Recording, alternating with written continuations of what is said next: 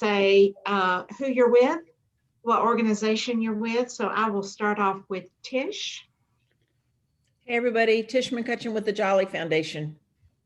Thank you. And Jolly? Hi, good morning. Jolly Chrisman with the Jolly Foundation. Wonderful. Deborah? Deborah McCaddy with United Way. Good morning, everyone. Good morning. Jokitha? Jokitha Seabrook with the United Way of Greenville County. Wonderful. Bob? Hey, I'm Bob Morris with the Community Foundation. Wonderful. Hiram? Hiram Springer with Kappa Alpha Psi Fraternity Incorporated. Wonderful. Thank you for joining us. Edward? Oh, you're muted. Hey everyone, Edward Anderson with the United Way of Greenville and On Track Greenville. Good to see you. Hey, nice to see you. Ann? Sorry, I wasn't expecting that. Hello, everyone. It's great to see you all. I'm here, Ann Wright with the foundation. Jay? I'm Jay Nelson Weaver with Results Craft, and we're serving as the independent evaluator on this initiative. Thank you. Alicia? Alicia Watt. I am the Director of Educational Opportunity Programs here at Greenville Tech. Kia?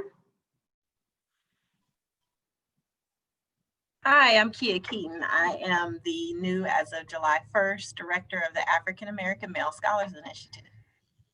Jackie? Hi, I'm Jackie Cabasco with the Greenville Tech Foundation. I'm our grant writer and development officer. Michelle? Hi, Michelle McCallum with the foundation. I'm one of the development officers over here as well. And Lauren? Lauren Winkleman over here at Greenville Tech Foundation. Good to see everyone. Good to see y'all. Thank you. I think I included everybody. So just again, a big thank you for helping us. And I'm going to toss it now to Alicia, Dr. White. Okay, good morning, everybody. Thank you so much for taking the time out of your morning to join the call to hear all about our wonderful new initiative.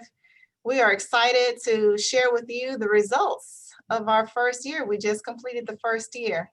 So I am going to share my screen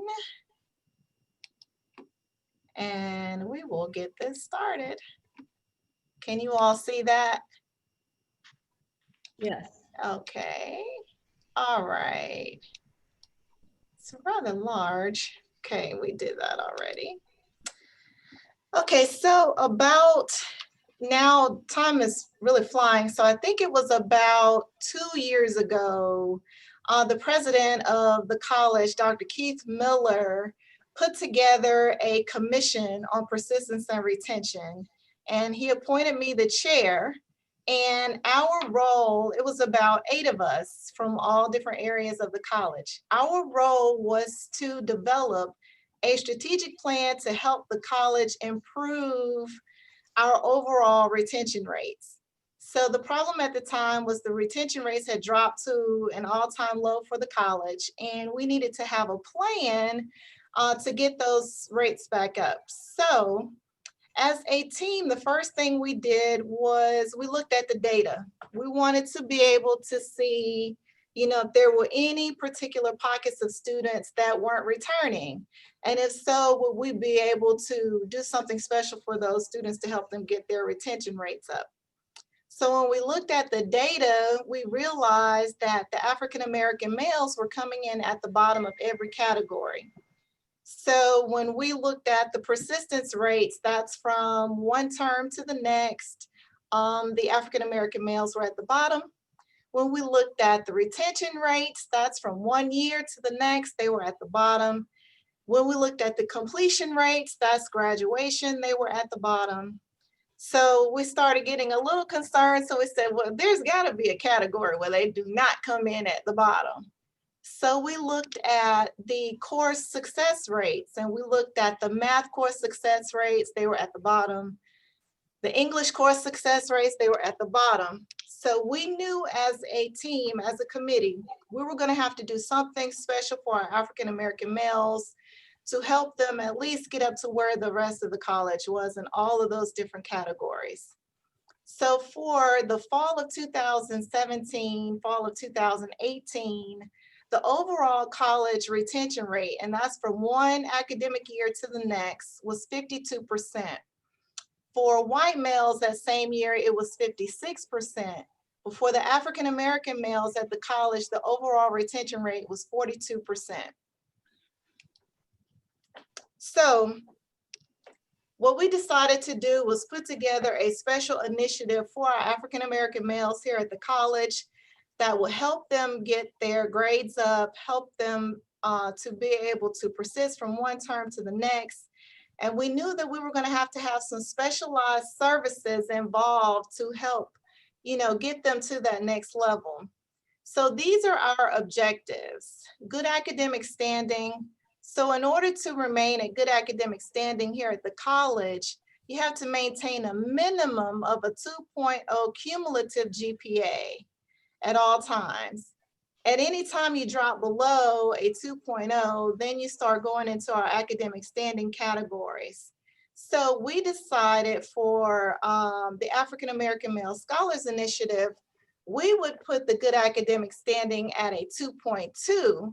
So that would give them a little boost and give them something to strive for. So we have a persistence, of course, objective. We have a retention objective, and we have a graduation objective. So our objectives for AAMSI are in line with the college's objectives overall.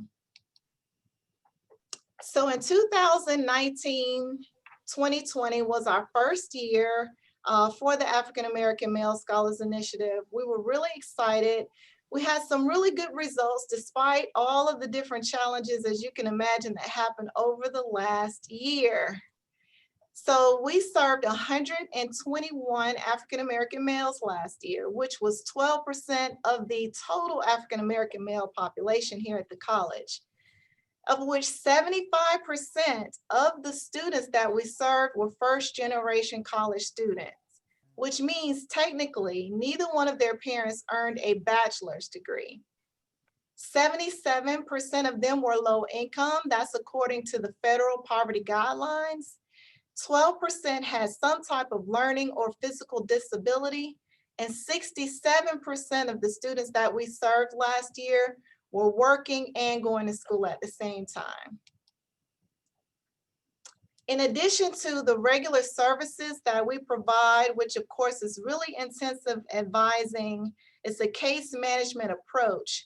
We held 18 lunch and learn events, of which the Kappas, the members of Kappa Alpha Psi fraternity, assisted us with selecting speakers for those. We issued 26 gas cards to help students with transportation costs to and from campus. We awarded 22 textbook stipends. We provided personal counseling. Thanks to the United Way, they contract a counselor for us. So we provided personal counseling to 10 students, and those were recurring counseling sessions to help those students with personal issues that they had going on. And we were also able to purchase laptops for 5 students when the college had to go virtual due to COVID-19. Uh-oh, I went too far. How do I go back? 1 second. Okay, so now I'm going to turn it over to Kia. She is the director. She started July 1st and she hit the ground running. We are so excited to have her. She has been wonderful, and she's going to take over from here and give you some of the results. Okay, so we can already see that within a year we hope that we have made somewhat of a difference for our African American male scholars. You can see that the fall 2019 to spring 2020 persistence rates are here, and the overall persistence rate for the college is 75%. While white males at the college had 80%, our African American males had 66% as a whole. You can see that the AAMSI students had 72%. So whereas they were not as far down as the African American males as a whole, we are striving to reach the college's general persistence rate, but ideally be in line with their white male counterparts. Next slide, please. So these are the preliminary year one results. We were able, and we are so proud to say that we graduated 6 AAMSI students.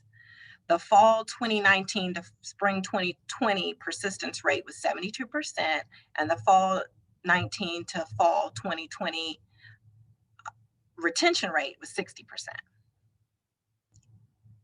Next slide. And let me also say that we had 67 students who returned. So from that 121 original students that we had for last academic year, 6 graduated and 67% returned. So Dr. Watt has used often when discussing the African American male scholars a pancake analogy. And so I see people are maybe shaking their heads and or I've already heard this, but I'm going to tell you again that if you are like me, this weekend we decided to make pancakes. And we always know that that first pancake, or at least the first batch sometimes, never come out quite like how we want it to come out. They're maybe a little too thin, a little too thick. They don't look that great. They might taste okay, but we have to kind of either maybe put up the heat a little bit, round out the edges, figure out how to make the next batch of pancakes a lot better. And that's what we are working to do. So our pilot year was our first pancake. And let me tell you some of the challenges that we had. We had personnel issues in that first year as we figured out who and what was needed in what capacity. There was no orientation last year. The students just jumped in and hit the ground running. And then we found that the reason why the persistence and retention rates are so low for African American males is, like most of our students, they have a lot of personal issues. But unlike our other students, is sometimes they don't know how to deal with those personal issues. And part of that included withdrawing without any consultation. You have a personal issue and you can't balance the personal issue and the academic issues. So that I won't necessarily fail, maybe the best thing to do is withdraw. And that also includes balancing work with school. And as Dr. Watt mentioned, most of our students are working and in school, and they're working because they have to, not necessarily because they just want extra money. Many of our students are in remedial classes, and those classes are necessary for them, but they provide a challenge because those classes often don't count as credits towards graduation or credits for if they're a life scholar. And because of their work-life balance with school, they were oftentimes not able to attend tutoring. So that, of course, played a significant role in their academic progress. Well, then March 2020 hit, and we had COVID-19, and that, along with all of their other issues, was a huge barrier for our students. And then, to make matters worse, for African American males, there was a huge racial unrest in the United States. So our students were feeling it very personally. And because, like most schools, Greenville Tech had to shut down for several months and moved everything online, that caused a bit of an issue with many of our students because they had a lack of technology. Either they were unable to get to a computer, they did not have a computer, and or they did not have Wi-Fi access. Next slide, please. So we are moving to make these data-driven decisions, adapting and improving to make our second batch of pancakes. We are trying to make these more symmetrical and toned and even. We're turning up the heat, we're turning it down, we are rounding out the edges and figuring out what is working and what doesn't work for our students. One issue in terms of personnel was that Dr. Watt oversees several programs, and the African American Male Scholars Initiative has, at that time, 2 coordinators, but there was no one kind of in between. There was a level of management missing. So they were able to have a full-time director, which is when I stepped in July. And now, because of some of our changes, we're also able to have a part-time administrative assistant. So, and one of the things that we realized early on once I stepped in was that these students need someone in financial aid, as I've been told, to have someone on the Underground Railroad working for our students. And we were able to find a wonderful woman in financial aid whose son had been in AAMSI. So we now have a financial aid liaison. One of the other things that I implemented as soon as I hit the ground running, as Dr. Watt said, is a weekly staff meeting. So we have Monday morning meetings where we discuss the good, bad, and indifferent from the last week and how to make things better for the next week. So I literally left that meeting and headed to this one this morning. And we are still putting in new processes in place, which means maybe changing some of our paperwork. And one of those things is adding a new student orientation. We will have our first new student orientation on this Friday, and we are expected to have 8 new students. One of the issues in terms of tutoring is that our students are involved in other educational opportunities and are in maybe even disability services. We also have tutoring on campus, but what our institutional we were able to find is that many of our African American males are not able to utilize in-person tutoring, that African American males tend to do better with online tutoring.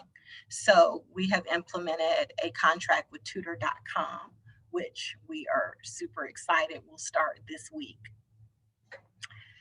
The other thing that we are working to implement is a mentoring component. We have 10 students who will be in that first cohort of mentors who will be mentees, and those students will work with mentors with African American males who are in their line of work that they're interested in. One of the things that Jay Weaver has instituted is an exit survey for our students so that we understand where they're going, what they're up to, what their plans are when they graduate, and we can kind of see what worked and what didn't work as we look back to see our successful students. And again, another thing we're super excited about that is in the works as of this week or with withdrawal holds, so that we can stop them in their tracks if they are withdrawing on their own. And they would have to see me personally to discuss the issue, see if we can find maybe a resolution, because oftentimes students don't realize that we can help. So if it is a personal issue or an academic issue, now that we have tutor.com, we can maybe help in that capacity so that we can stop them and help them if they are considering withdrawing, so that we can look at all options. The scholars, I'm sorry, is this Dr. Weaver? Yeah, that's one of the evaluation slides. Go right So ahead. do you want to finish up, Kia? Sorry. I was just talking and I was on mute. I'm sorry. Okay. I'm sorry. Kia, were you done? I'm done. Okay. All right. So we're going to transition now, and Dr. Weaver is going to share some information from the external evaluation that she conducted. And let me just say, she has been a godsend to us. So thank you so much, Dr. Weaver, for all of your insight. all of your input, your listening ear, and it was very beneficial for us to conduct this external evaluation because so much valuable information came out of it, and we've been able to use it to make some changes this year. So I'm going to start with this slide and let her take over. Thank you very much, Dr. Watt. It has been really a pleasure to work with you. And thank you to Tish for connecting us. I run a firm, a monitoring, evaluation, and learning firm called Results Craft, and we have clients around the country, but really our focus is developmental evaluation and process evaluation, really learning not just what happened, but what is happening. How can we adjust along the way? How can we not have a 5-year project and track and count things the same way for 5 years and at the end say, this was a success and this wasn't? But instead, how can we learn all throughout the process? How can we take what we learned the first 3 months and use it to make the next 3 months better? So that's really my approach and my skill focus that I bring. So AAMSI was a great fit for my firm. So thank you for the connection and thank you for the opportunity to work together. I am already seeing questions and notes in the chat, so please continue to use the chat if you have questions. I'm going to spend about 10 minutes now going through some of the information and results from this first year, and then we'll have, I think, plenty of time for questions at the end. So the first thing I'll say is that when we start an evaluation, the first thing we do is look for existing measures and look for best practice. Sometimes there's a program that's a completely new program. It's an innovation. No one in the world has tried it before. Mostly, somebody else in the country is having the same challenge, and we always start by looking for best practice.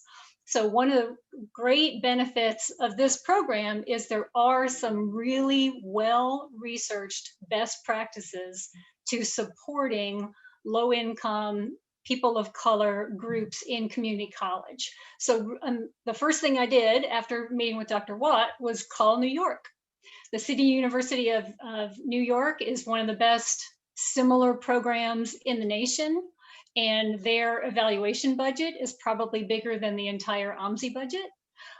So AAMSI is modeling a number of pieces of that program, but it would be like a $20 million initiative to try to recreate that entire program in Greenville. So AAMSI's picking the pieces that can work here. And they're very happy to share. So we're using a lot of their exact same questions and measures, because if someone else has a big budget for evaluation, they've already done the testing to make sure the questions are valid, and we're just copying many of their questions. So we've done a student satisfaction survey based on ASAP. Their program is the Accelerated Study in Associate Programs, they call ASAP, at the City University of New York. They have shared their exit survey. We're about to collect information from those 6 first graduates, and our intention is that we'll reach out to graduates every 6 months, the first year that they leave school, and then reach out to them yearly for the first 5 years. So we can try to see, where do they go? Do they go on to 4-year college? Do they go on to work? Do they go to the military? Where are these young men heading, and how did school help them get there? So that's 5 years in the future. Hopefully we'll have a great a data set for us to look back and say, this is the difference that AAMSI made. But in this first year, we focused on student satisfaction, on interviews with students to see what was changing in their lives because of AAMSI, and then a lot of data analysis around persistence and grades right now. The retention data will be analyzed in the next couple of months. So we don't have college-wide retention data yet, but we'll be coming to that pretty soon. So I'll start with these 4 key themes were identified through analysis of the interviews that were conducted with scholars. And you can see them. The things that were really different in their lives because of AAMSI were that they felt like they were not alone on the campus. The Greenville Tech folks, correct me if I'm wrong, but the data I found, I think on your website, was that Greenville Tech has about 15,000 students a year. and about 1,000 of them are African-American males. So it's only like 1 out of 15. So it's very common that one of the AAMSI scholars might be the only Black male in his class, might be the only African-American male in his department. It's very common that they feel alone, that they might go an entire day in a particular building and not see another African-American male. So one piece that was tremendously helpful, sorry, I have a 16-year-old crawling around my screen to get to her computer, thank you. This working from home is so lovely. Indigo, shut the door. Sorry about that. But knowing that there were other men like them in their corner made a tremendous difference. As they encountered obstacles, as they dealt with the murder of George Floyd, knowing that they had a group they could go to, and even though it turned into online, and reach out to others for help who knew their situation, was tremendously important to the young men who were in this program.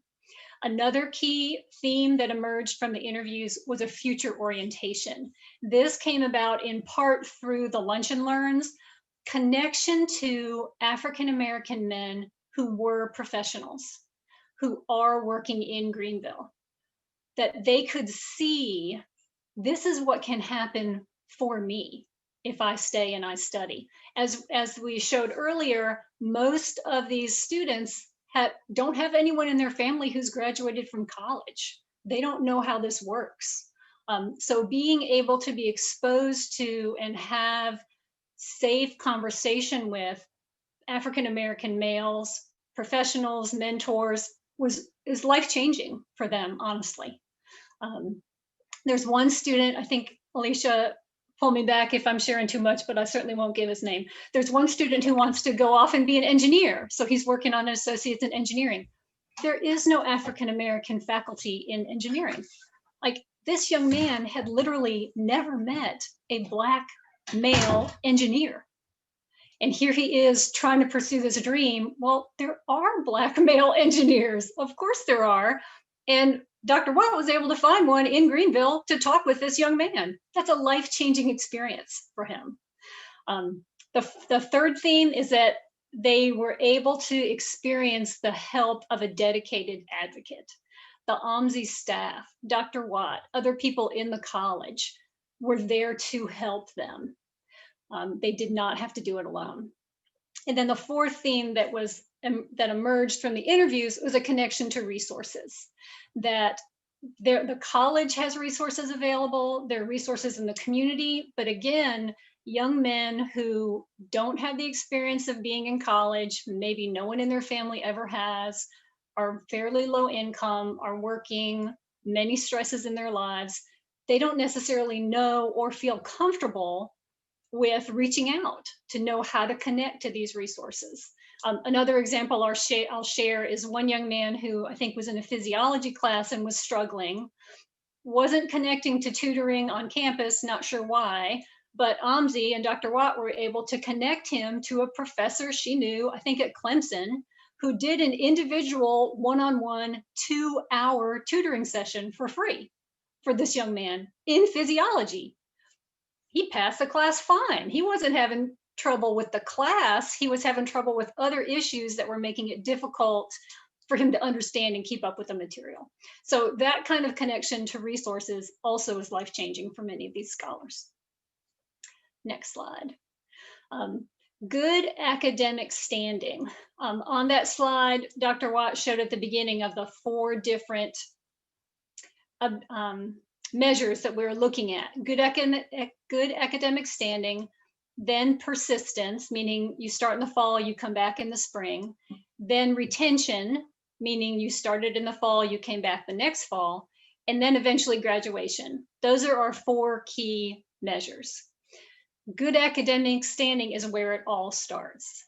So if in your first semester you do well, meaning you get a C average or higher, you have good academic standing, you are more likely to keep coming back. If you have less than a C average each semester, you are less and less likely to come back. If you start out in a hole, it is harder and harder to dig out of that hole. So this is just a little table that shows you the breakdown of that 101 students that started in the fall in AAMSI. And the intention is to have 100 students at a time, not 100 new ones each year. You would need more and more staff to be able to do that, but to have 100 in this intensive support case management type program at a time. So of the 101 that started that fall, and then 73 continued, 73 persisted. Of those 73, 46 had good academic standing, 27 did not have good academic standing. Of the ones who did not come back, the 28 who didn't come back, 9 did have good grades, but didn't come back for a variety of reasons. 19 did not have good grades. So next slide. Alicia, did you include the ones with the circles? Oh, go back. Sorry. Stephen, go back. So that, yeah, we can look at that. That 27 students who persisted but did not have good academic standing, those are the ones now who are in a hole, and it's going to be very difficult. And they are getting lots of extra support, but it's going to be hard as they go.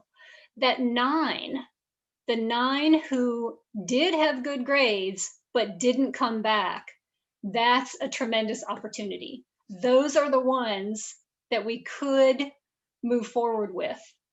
Those are the ones who could be likely to graduate, but we have lost for some reason.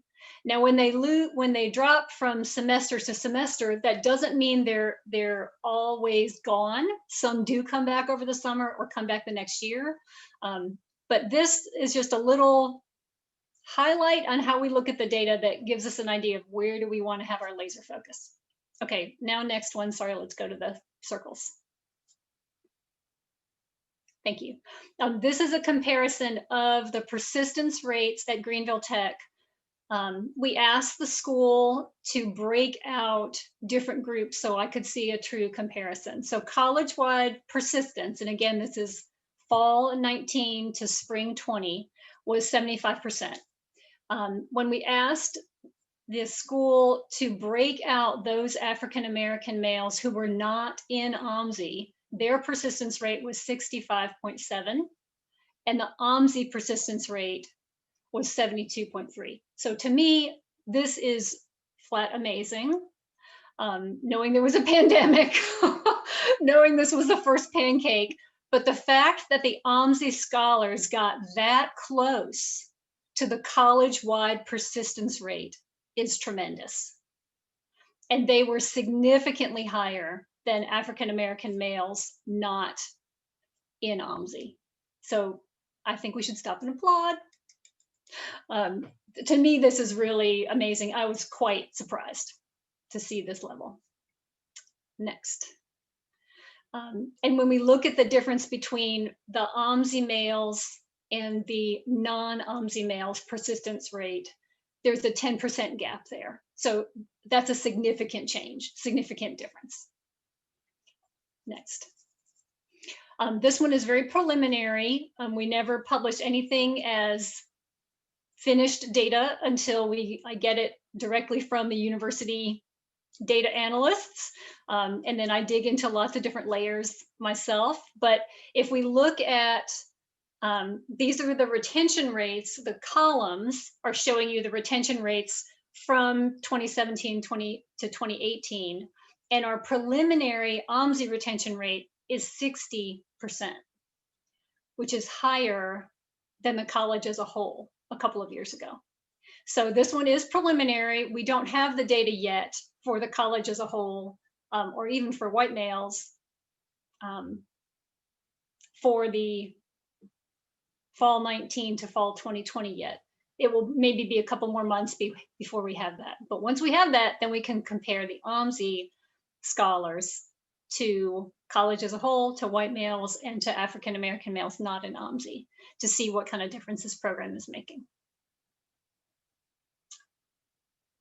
Okay, I think this is our time for thank you and questions. And I've seen a bunch of questions come up in the chat.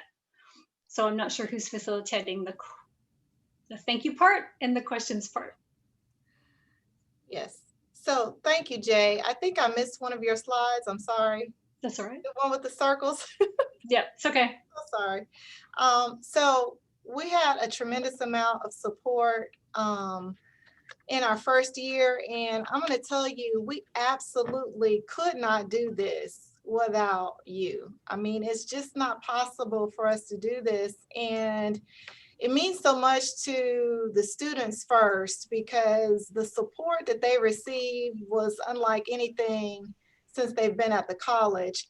A lot of them expressed to me and to different people, the coordinators, and since Kia has started that, they really had never received that type of support ever in their lives. So with that being said, we're making a tremendous difference in the lives of these students. And I know that if they are able to just stick with it, no matter what happens, and finish, I know that their lives will be so much better than if they did not. The alternatives for African-American males without a degree and the chances for success are really just slim to none. So we could not, absolutely could not have done this without the Graham Foundation, the Jolly Foundation, everyone involved at the Greenville Tech Foundation, and I do mean everyone at the foundation, has been extremely helpful and supportive of this initiative. They're all on my Christmas list. So, I mean, they have been amazing. The United Way of Greenville County has been tremendous. They were in the middle of a grant cycle. It's like, okay, we don't have a lot of money right now, but we're going to support. And they did in the middle of a grant cycle. And so we just cannot thank you guys enough. The Sisters of Charity of South Carolina Foundation stepped in and gave us money. And Mr. Dexter Hagee and the World Acceptance Corporation, the Community Foundation of Greenville, Dabo's All-In Team Foundation, and the Greenville, South Carolina Alumni Chapter of Kappa Alpha Psi Fraternity Incorporated. All of these people have been so extremely helpful in supporting this initiative with their time, their money, their thoughts, prayers, suggestions, input, everything. It's all valuable. We love it. We need it. And we just hope and pray that you all will continue to support it, because we're going to do everything we possibly can at this institution to help these young men succeed. Alicia, before you go any further, the other one that probably should be on the list is Greenville Technical College itself. Yes. Not only do we have, of course, the wonderful, passionate, dedicated people like Dr. Watt and Kia Keaton, but we also have the full support of the president of the college, who many of you know, Dr. Miller, as well as college resources, such as some of the data analytics that Jay has referenced. So I wanted to be sure you all knew that the college is behind this in a very big way, and we appreciate that as well. Yes, thank you. And specifically, the college is paying a portion of my salary for this initiative, and most recently, a portion of my administrative assistant's salary, so that she can dedicate her time to this initiative as well.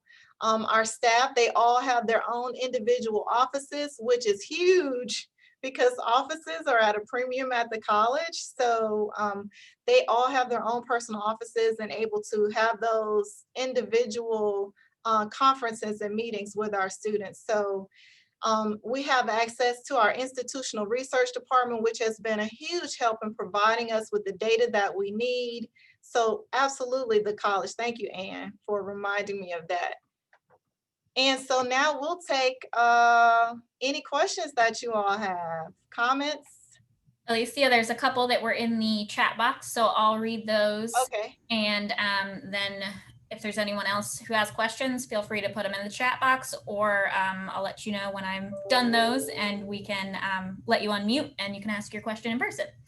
So first, from Jolly, she asked, what kinds of follow-up happened programmatically to those students that did not persist? Yes, so we are in the process of, we've been in contact with them, and of those students, they had some personal issues going on. One of the students has a very large balance with the college, and until he is able to clear that balance, he's unable to return. We're in the process of locating some financial assistance for that particular student. He wants to come back. He lives in the low country. So we're going to try to make that happen. We lost one student. It was really unfortunate because he needed some repairs on his car. This was really early on, you know, in the process, and he needed $500 to repair his car. And he withdrew from all of his classes because he felt desperate and he did not know what to do. And so when we found that out, I cried a few tears. Then I got myself together. I was like, I know 5 people. I could have asked personally to give me $100, you know, but that was one of those things where he panicked and he didn't know what to do. And so he withdrew from all of his classes. He has promised me, and I'm going to hold him to it, that he is coming back in the spring.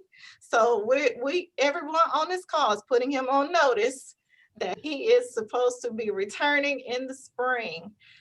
So we have several different situations. We have one young man, he has a few medical problems. He has epilepsy, and he had 2 very serious seizures in the spring that put him in the hospital for 2 weeks. He had to take some incompletes, so he was not able to finish his classes. And his mother, being very protective, wants her at home with, you know, with her so that she can take care of him. So, you know, it's like, okay, what do? You know, we want him back so that he can, you know, finish, but mom is being a little protective of him right now. We really do think that we can get him back, and we're going to try to find some type of supportive services to make sure that he takes his medication on time. That was one problem that he was having, is balancing everything. He was forgetting to take his medication. It was just like, oh. So there were a lot of different situations like that, and each one was really unique. I can tell you that having a dedicated professional counselor specifically for AAMSI was very helpful in keeping some of them in school who I know for a fact would have completely withdrawn and we would have never seen them again. So, but we are in contact with the ones that have left, and I can say about half of them we feel strongly are going to come back if we can work a few things out. So my point, one of my points about asking this question was just to understand, you know, better how you were following up and what you were learning. And, you know, I would just suggest, and probably, well, first of all, I just want to applaud the type of research that is being conducted about this program, because it's a model. It's so excellent, the process. Is your first name Joyce? It's Jay. Jay. Oh, okay. I'm Jay. sorry. Okay. I'm sorry. It just says That's Jay, and I. Yep. It's Jennifer, but I just go by Jay. Jennifer. Okay. So Jennifer. Oh my gosh, what a fantastic evaluation! And you know, I can't help but think about On Track and the evaluation that they've had going on, and the process evaluation during the first year, and how I wish that had continued. But my point with this question was, it's wonderful that we're following up with these young men who didn't persist.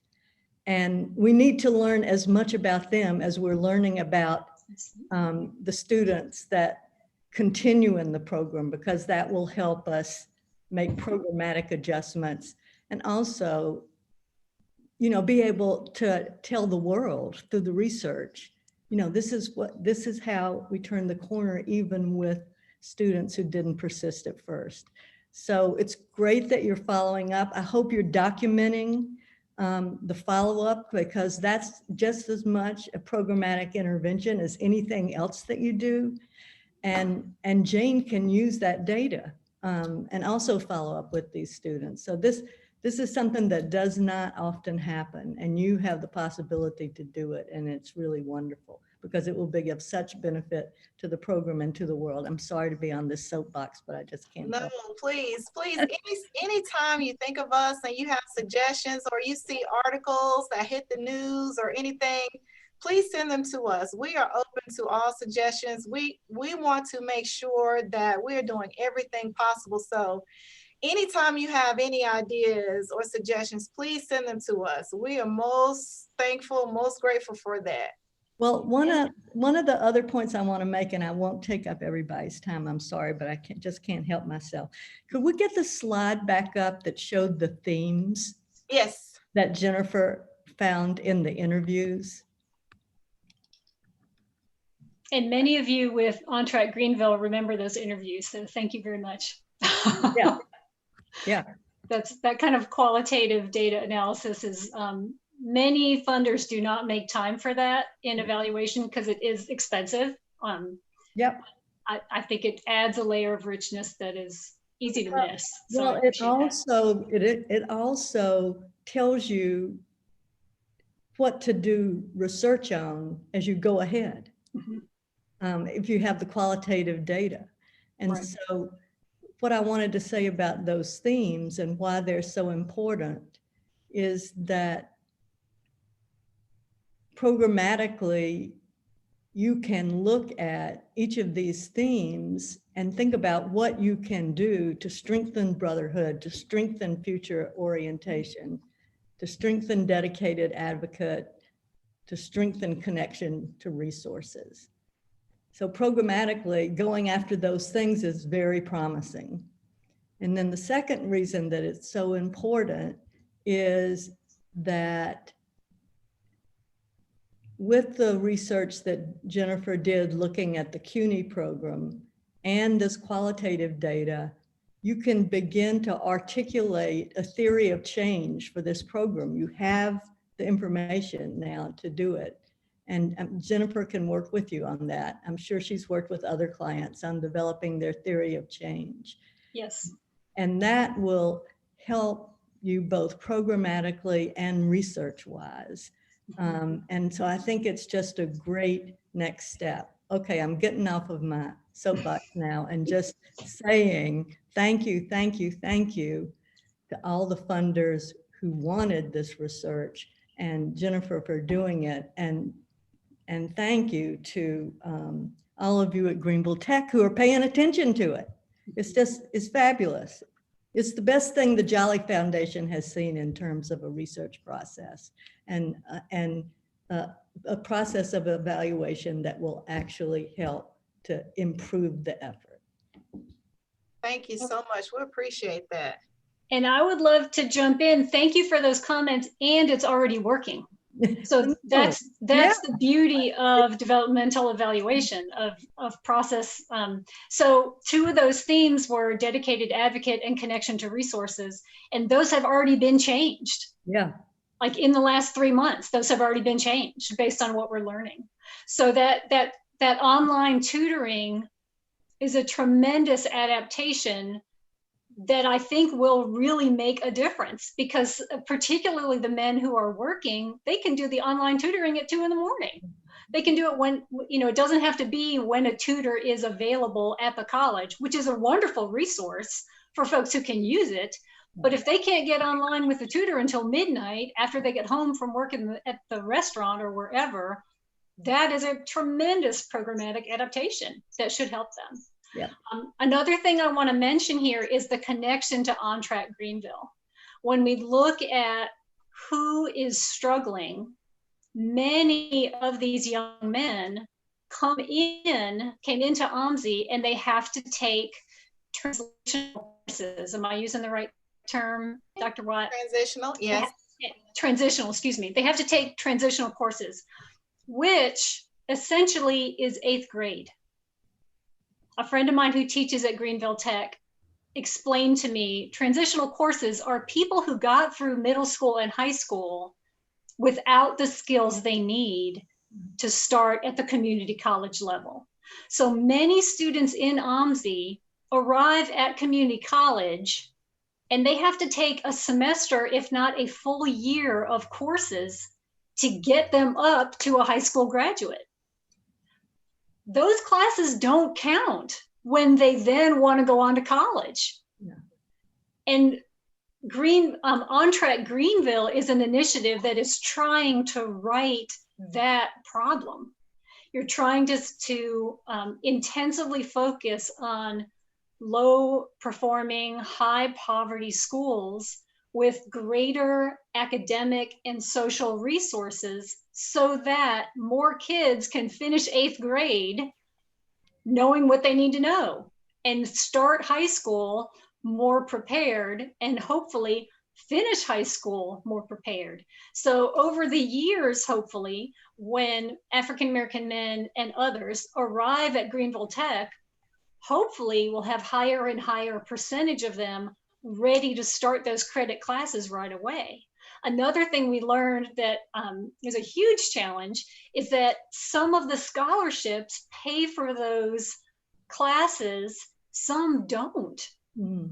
Some students thought, oh, here I am, I'm starting at Greenville Tech, I've got all this scholarship money available, went ahead and registered for a whole semester, and then once they're in, realized, oh, because I'm only taking the transitional courses, none of my scholarship covers my bill.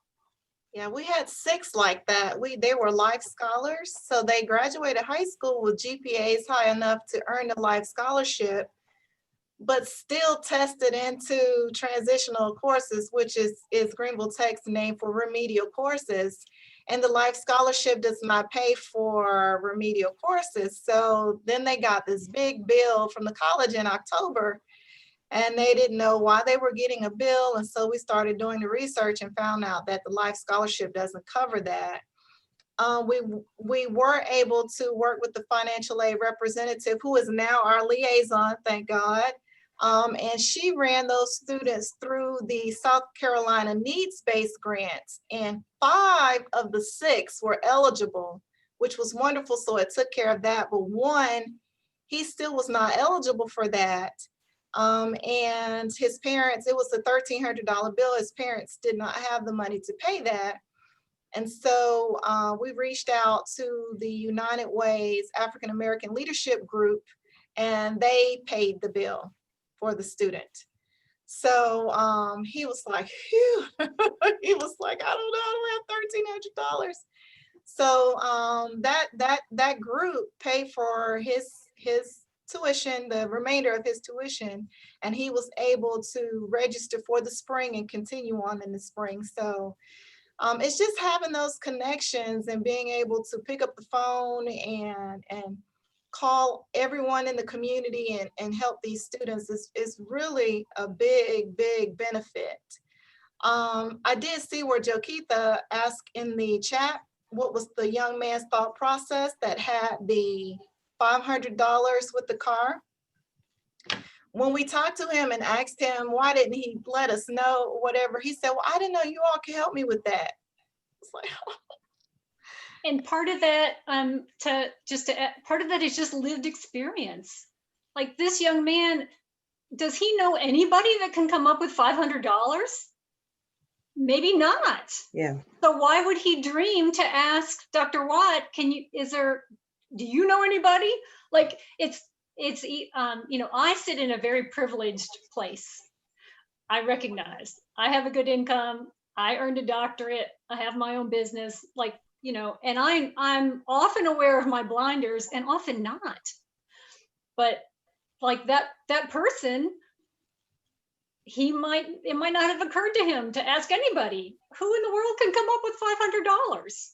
Well, I think for me, Jay, where that's concerned is where that young man is making sure that when Kia and her team talk to them, the point being made, before you make a change in your classes, let's have a conversation, because you don't have to assume that somebody's going to pay a $500 bill from you, but you just know that, hey, we want to know academically, are you doing okay? So before you withdraw out of class, please, let's talk about it. Let's find out what's going on, because we can offer you assistance. So that was the reason for the question, just to see, he thought about the $500, but it was really, you dropped classes. Even though you had a personal issue, but let's talk about coming to us before you do any dropping of any classes.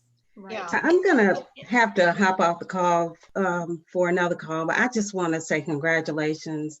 I am so excited about where this initiative is. I think I met with Dr. Watt. I hadn't even been on the job at United Way, maybe a couple of months, but I was so excited about the potential of this initiative and really going to the heart of some of the deepest challenges we know we have in the community. We took a risk. We invested only a small amount at first because it was in between the RFP process. And I was so hoping for the kind of results that I'm seeing here today that would really make a strong case for us to continue with future investments in this initiative. So we are, at least through the next RFP process, going to be investing. We also were able to help with providing a counselor, and some of the supportive services needs. Thank you for keeping these students at the heart of the work, because it's about the people, it's about the challenges that they have, it's about viewing life from their perspective. And you're doing that and showing these students that they matter. I love the research that was done to really make the strong case. And Jolly, thank you for continually being persistent about that. As you know, we're continuing to make changes at On Track, and now that we have a new leader, of course, keeping the student at the heart and center of all the work that we do, but also making sure that we're able to really evaluate and make sure that the work that we're doing and the efforts that we're putting forth are being successful. So I see some huge connections, which is why this morning I'm like, I should have Edward in this meeting. So that's why he was able to join us, but I see a lot of opportunities to connect this work. So I'm excited about this. Congratulations, and let's keep up the good work. We really appreciate you. Thank you guys. All right, bye-bye. I just wanted to speak to the point that Jolly made regarding how our data, how important our data is. Another change that has been added, I guess, in the second Pancake, as we are moving along, kind of early on, we were able to purchase a software called Bloomin', so that anyone who is on the AAMSI team can put in a note next to a student's information, so that we can see what is going on with that student as each of us look at what's going, at that student. So even we're able to put in notes as we were pushing towards enrollment and looking at those students who maybe dropped off in the spring and we're trying to get back for the fall. We could put in those notes as to why they had to take a semester off or what they're doing now, so that we can kind of keep up with those things. And then also our college has a predictive analytics tool called Civitas. And we're also able to put in notes, advisor notes in that program as well. And the great thing about that program is we can see with our AAMSI cohort how much that we are interacting with our students, how that is making a difference in terms of their persistence. It literally shows us predictively if this student is going to persist or not. The other thing I wanted to add to Joe Keith's point is, and I remember the day Alicia called me about the young man with his car, is once that happened, it became very clear that we didn't want them to be able to withdraw without our knowing about it, which is the withdrawal hold term that you saw referenced. So now, if that were to happen today, correct me if I'm wrong, Alicia or Kia, but if that were happening today, they'd get a message that said, this person's trying to withdraw, and it gives them time to speak to the person before that process actually happens. So yeah, that was something we learned, we're still learning. And our IT department is actively writing the code as we speak so that the student will have to see me before they can withdraw. Yeah. So that's an adaptation for the college. From what I understand, no other department in the college has that. But because AAMSI is paying attention to their data and really staying grounded in what's happening with their students, they've asked for that change. So the college is actually having to write new code to enable that to happen, but they're trying to figure out how to make that happen. That's correct. Hi, everyone. Edward here. I just wanted to say, I have to hop off in just a second as well, but thank you, Dr. Watt, for your leadership on this and everyone's support, because this is amazing. It touches my heart. But also, obviously, as the leader of On Track, makes me think in a great deal about where we go next and how we can support our students. This is practical. I feel like it touches our students directly. You know them. I mean, you're speaking to what's happening with the students in the schools. I mean, excuse me, the students at your school and programs. I love the themes. I think it's specific, and they focus on this intersectionality of being a person from Greenville or from the area, but also being Black, but also being a male. It's so specific that you're able to provide the right supports for those specific students. You're not just saying, oh, they're a student of poverty or low income that are coming to our school. Well, it's different than being a woman, male, Black, white, Hispanic. All those things mean different things, and y'all are touching on what it means to be a Black male at Greenville Tech in 2020, dealing with George Floyd, COVID, all of those things. And you're seeing, I think, the fruits of all of this intentional efforts. And so I think as we continue to think about On Track and the way we support and deepen in at the high schools, I think we could potentially have a great model what's happening right down the road in our community for Black males and how we support our students at the high school level. Even your conversations about transitional courses and scholarships and those things, I had a conversation with the high school principals today. So I'd be interested to know if they're even aware of those things. And so again, I can't wait to have future conversations with you. Thank you for all your work. This is amazing. I'm excited. I mean, it's really good stuff. Yeah, we can't wait to meet with you to partner up so that we can establish a pipeline for the students that go from On Track to either Upward Bound, which is one of the programs that I oversee here. We're able to serve 65 students from Carolina, Berea, Southside, and Woodmont high schools. And they do have to be low income or future first generation college students. So ideally, we would reserve spots in the Upward Bound program for students coming out of On Track. And then those students would then, the African-American males would have reserved spot in AAMSI, so that same level of intensive support is carried from middle school all the way through college. Oh. This is a question that I haven't put in the chat, but are we collecting data about whether a student is residential or non-residential? Yes, we do. A lot of the students that are, well, I want to say a lot. I think about, I would say a fourth of them live in our campus housing.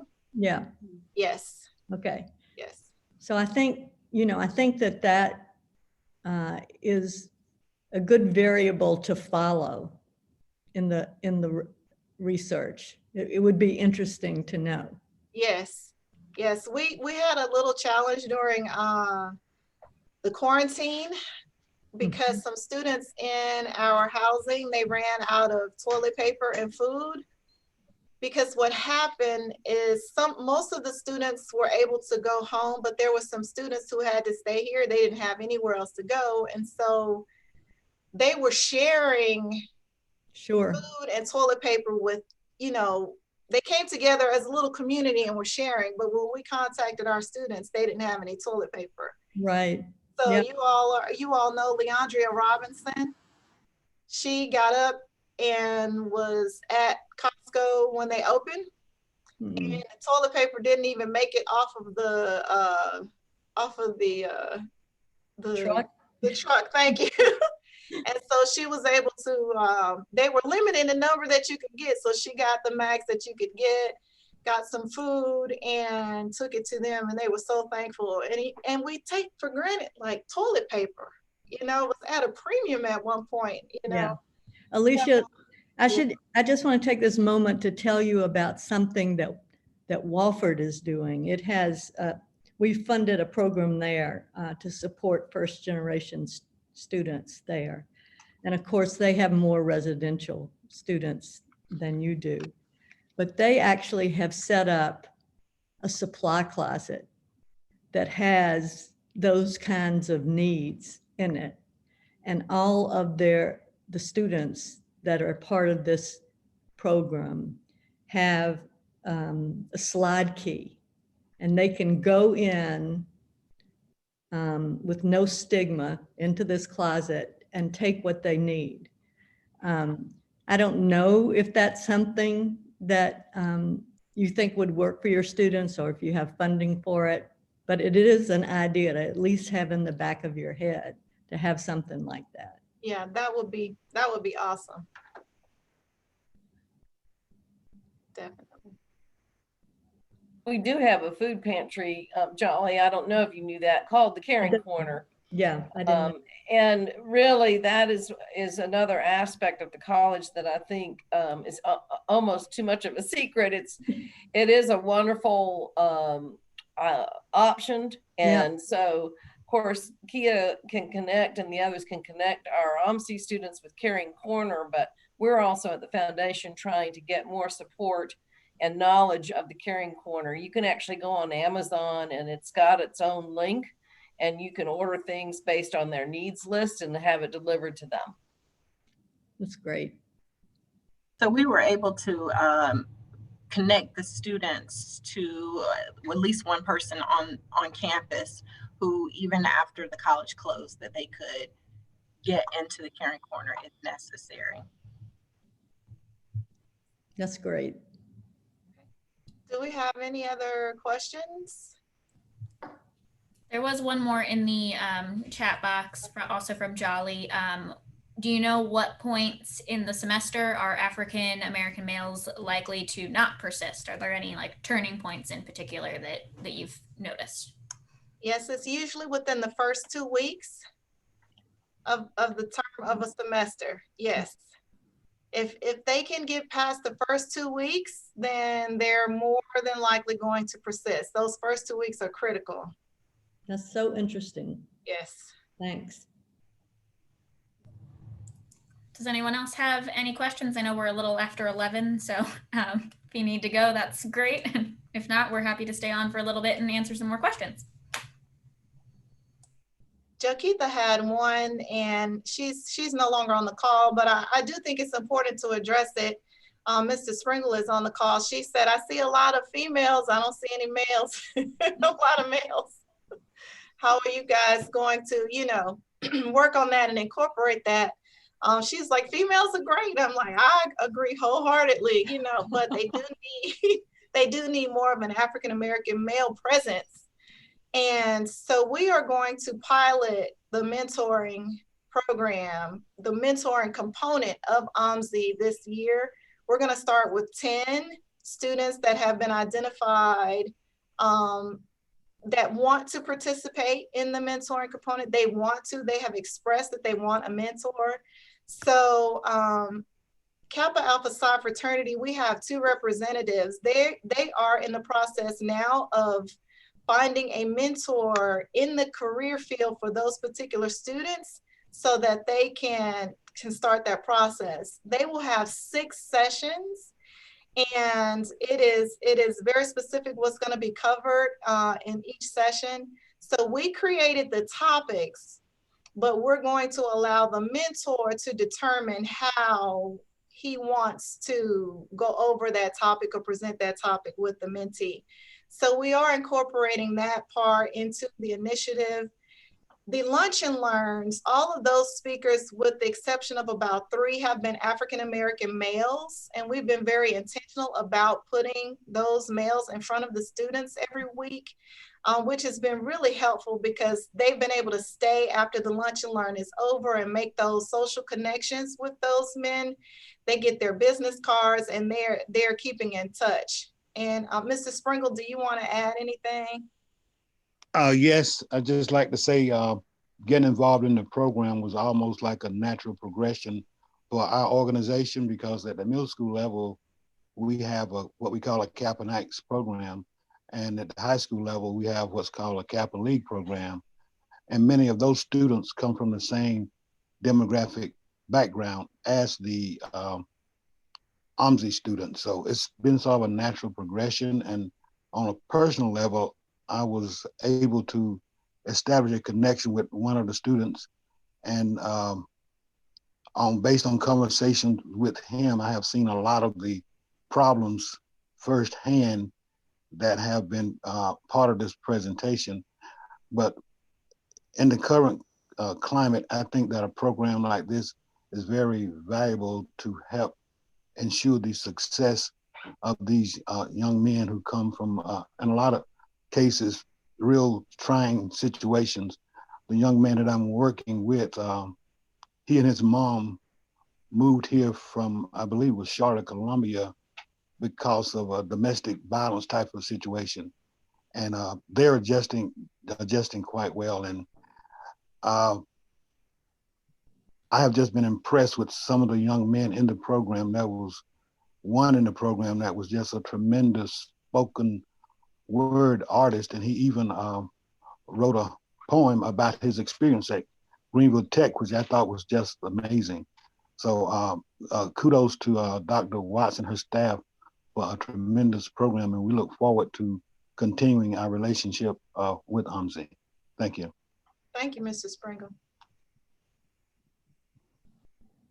And they're here every week for every lunch and learn. They are here. And so they've been able to establish a relationship with the students. And so a lot of times they will go to Justin and Mr. Sprinkle and ask questions, that they don't necessarily feel comfortable with, addressing with Kia or myself or Leandria. So it's really helpful to have their presence here every week. They've been very dedicated. So, and we definitely appreciate that. One other comment, Dr. Watt. We had a financial session with the students several months ago. I wasn't able to attend, but one of the speakers was a young man named AJ Gladney. And I just learned that he's the new director of the Urban League. So that kind of gives you an idea of the quality of speakers that we are bringing in to address these young men. Thank you. That is excellent news. I'm the first look. Thank you for sharing that. We will be in contact with him soon. I'll let him go ahead and get his first week together. Yeah, he's about 2 weeks in the job. Yeah, we will give him 30 days, I guess. That's awesome news. Thank you for sharing that. So I'm going to turn it back over to Judy.